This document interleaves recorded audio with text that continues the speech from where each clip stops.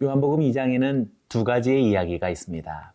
하나는 가나의 혼인잔치의 이야기이고 또 하나는 예수님께서 성전을 정화시키는 그런 이야기가 이어져 있습니다. 가나의 혼인잔치의 이야기는 결핍하고 부족한 것을 메워 기쁨을 회복했다라는 그런 감격스러운 이야기이고, 또 성전을 정화시키는 예수 그리스도께서는 무엇인가 분노하신 주님께서 노끈을 채찍으로 만들어서 상을 엎고 장사하는 사람들을 내어 쫓는 매우 긴장감이 감도는 그런 장면이 펼쳐졌습니다. 전혀 다른 두 그림이 요한복음 2장 안에 두 가지 이야기로 담겨 있는 것이지요. 이것은 결코 우연이 아닐 것입니다. 우리들의 신앙 자체를 말하는 것이요, 온 세상과 이 모든 인류의 두 지평이라고 말할 수 있겠습니다. 우리는 구원으로 나아갈 뿐만 아니라 또한 심판 앞에 서야 할 것입니다. 오늘의 말씀을 통하여서 이제 우리 앞에 펼쳐질 2020년도의 새로운 삶은 단지 종교적인 그런 일상을 되풀이하는 저와 여러분들이 아닌 정말 구원자이신 그리스도와 함께 모든 죄와 사망을 심판하시는 심판자이신 그리스도와 함께 승리를 이루는 이 한 해가 되기를 원하고, 또 그러한 선포가 오늘 주어지는 소중한 오늘의 말씀이기를 주의 이름으로 축원합니다.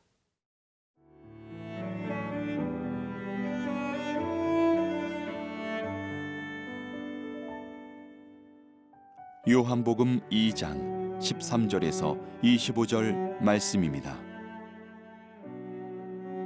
유대인의 유월절이 가까운지라 예수께서 예루살렘으로 올라가셨더니 성전 안에서 소와 양과 비둘기 파는 사람들과 돈 바꾸는 사람들이 앉아 있는 것을 보시고 노끈으로 채찍을 만드사 양이나 소를 다 성전에서 내쫓으시고 돈 바꾸는 사람들의 돈을 쏟으시며 상을 엎으시고 비둘기 파는 사람들에게 이르시되 이것을 여기서 가져가라.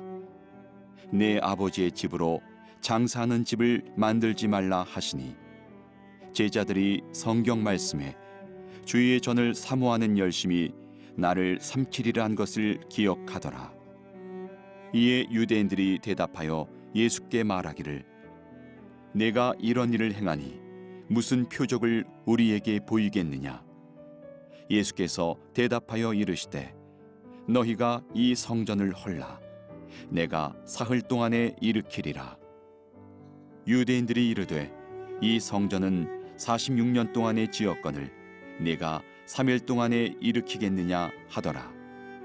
그러나 예수는 성전된 자기 육체를 가리켜 말씀하신 것이라. 죽은 자 가운데서 살아나신 후에야 제자들이 이 말씀하신 것을 기억하고 성경과 예수께서 하신 말씀을 믿었더라. 유월절에 예수께서 예루살렘에 계시니 많은 사람이 그의 행하시는 표적을 보고 그의 이름을 믿었으나 예수는 그의 몸을 그들에게 의탁하지 아니하셨으니 이는 친히 모든 사람을 아심이요 또 사람에 대하여 누구의 증언도 받으실 필요가 없었으니 이는 그가 친히 사람의 속에 있는 것을 아셨음이니라. 13절을 다시 한 번만 읽어보겠습니다. 유대인의 유월절이 가까운지라 예수께서 예루살렘으로 올라가셨더니, 우리는 예수님께서 공생애를 3년 동안 그렇게 이어오신 것으로 알고 있습니다. 그 이유는 바로 요한복음 때문입니다. 요한복음에는 예수님께서 3번에 걸쳐 유월절을 맞아 성전에 오르셨다라는 내용이 나타나고 있기 때문에 그렇습니다. 오늘 이 13절이 그 중에 하나이겠고요. 6장 4절과 11장 55절에서도 또 한 번 예루살렘의 유월절에 맞은 예수님의 모습을 보여주고 있습니다. 그런데 이 공통적인 표현 중에 이런 표현이 있습니다. 유대인의 유월절이라는 표현이 있고요. 또 지금 3번 언급한 이 표현들 중에 이 유월절이 가깝다라는 표현이 모두 그렇게 나타나고 있습니다. 그 중에 하나만 읽어보면 요한복음 6장 4절입니다. 마침 유대인의 명절인 유월절이 가까운지라. 또 요한복음 11장 55절에도 유대인의 유월절이 가까움에 많은 사람이 자기를 성결하게 하기 위하여 유월절 전에 시골서 예루살렘으로 올라갔더니. 첫 번째는 유대인의 유월절이 과연 맞느냐라는 표현입니다. 사실상 그렇지 않습니다. 유월절은 본래 모세와 함께 온갖 중다한 잡족들이 그렇게 하나님의 구원에 참여한 세상 만민의 유월절, 온 세상의 유월절이라 해야 더 정확한 표현이라고 할 수 있겠죠.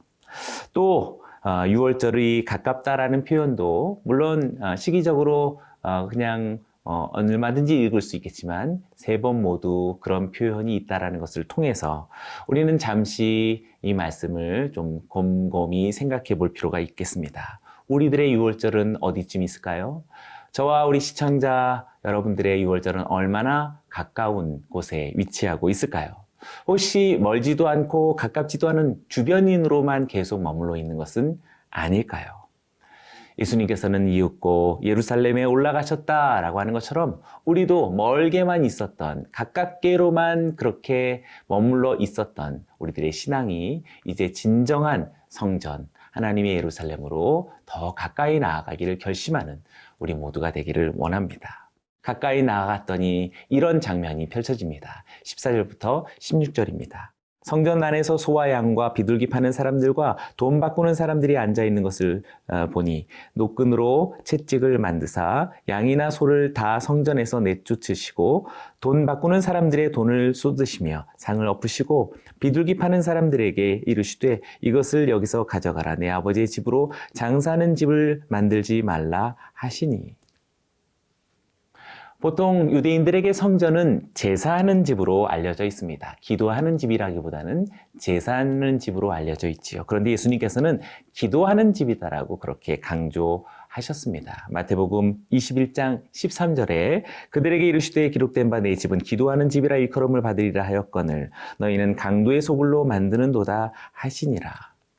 공간복음 모두에서는 예수님께서 성전을 가리켜 기도하는 집이라고 그렇게 말씀하셨습니다. 분명히 예수님께서는 제사의 본질을 꿰뚫어 보신 것이라고 말할 수 있겠습니다. 예수님의 말씀은 제사 드리는 모든 것이 행위에 있는 외식적인 것에 있지 않고 기도와 같은 본질적인 것과 내용을 통하고 있다는 것을 강조한 것입니다.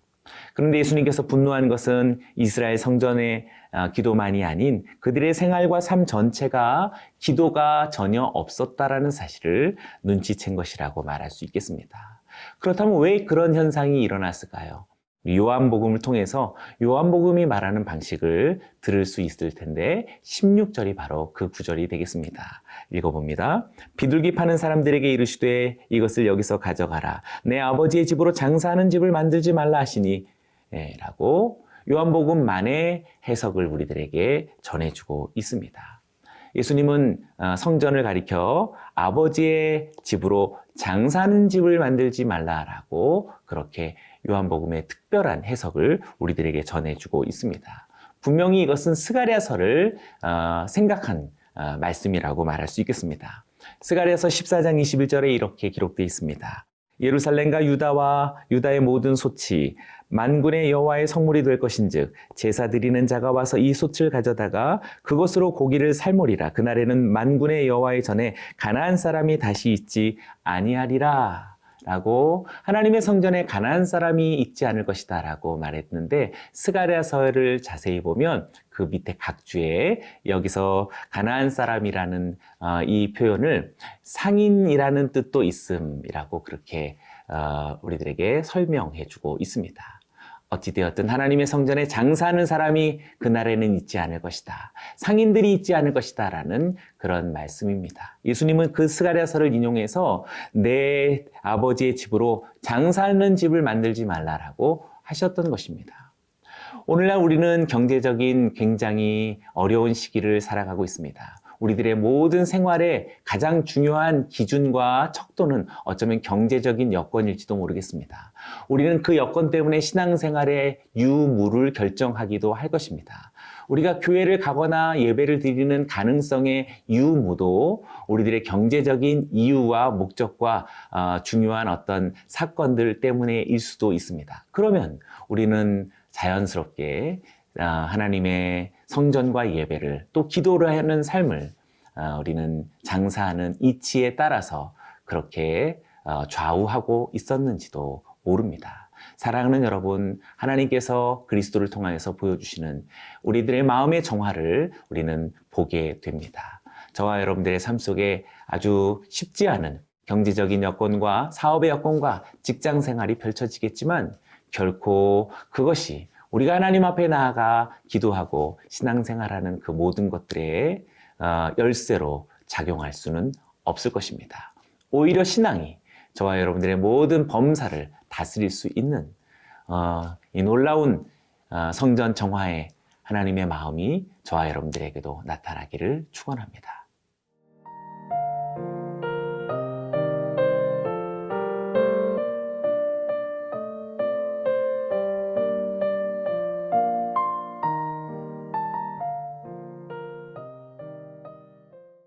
(19절부터) 21절까지 다시 한번 읽어봅니다.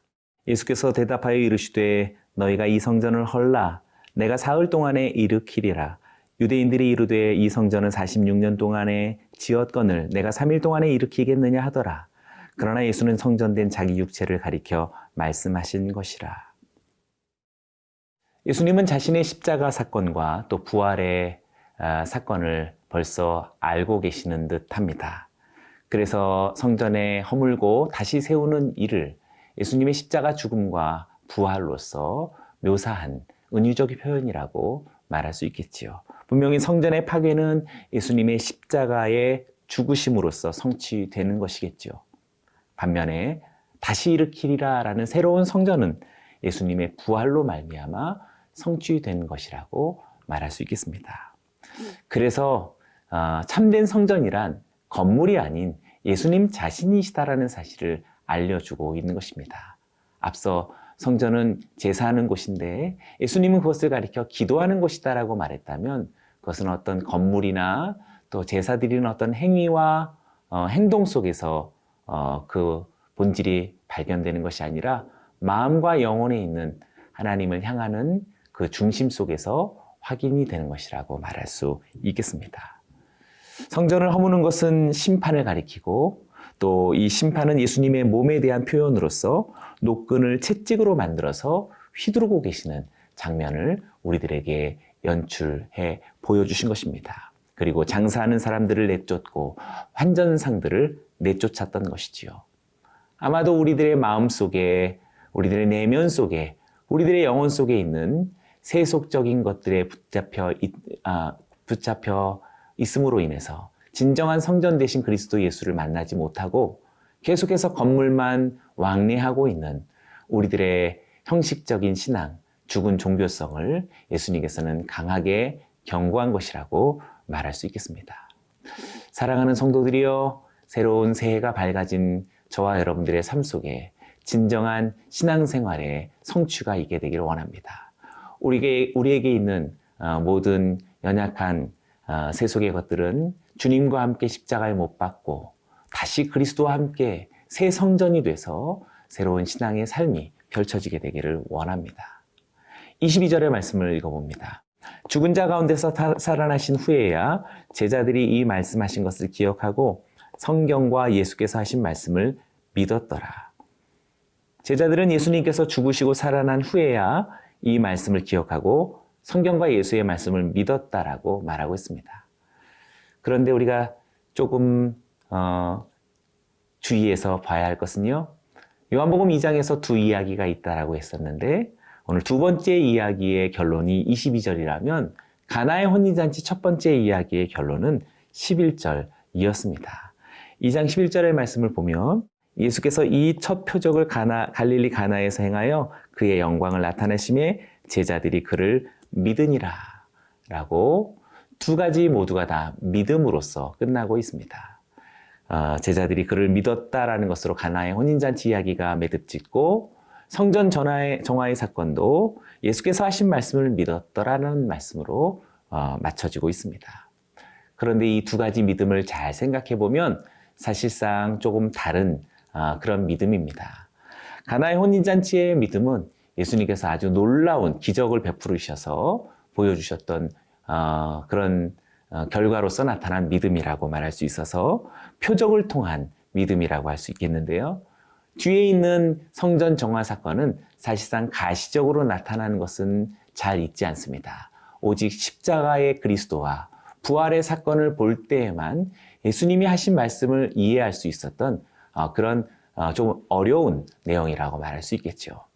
사랑하는 성도들이여, 우리들의 신앙도 이렇게 표적에 머물러서 우리들의 감정을 크게 동요시켰던 그런 믿음으로 지난날 살아왔다면 오늘 우리들에게 십자가를 바라보면서 또 부활을 묵상하면서 다시 참 성전이신 예수 그리스도를 살아가는 그런 삶을 살아가리라 라고 고백한다면 우리는 정말 멋진 부활의 신앙을 가진 성도들이라고 말할 수 있겠습니다.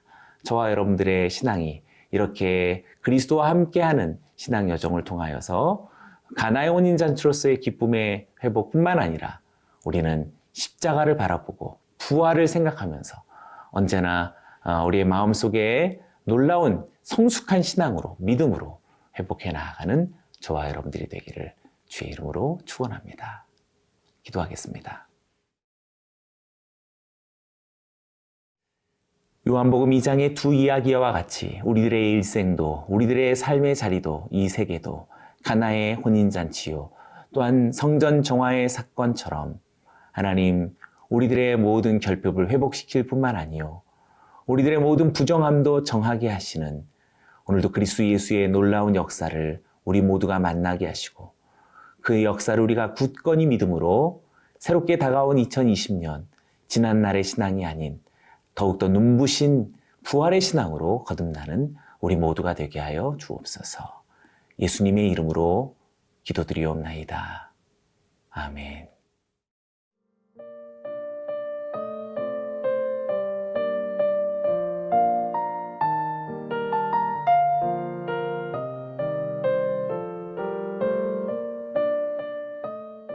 이 프로그램은 시청자 여러분의 소중한 후원으로 제작됩니다.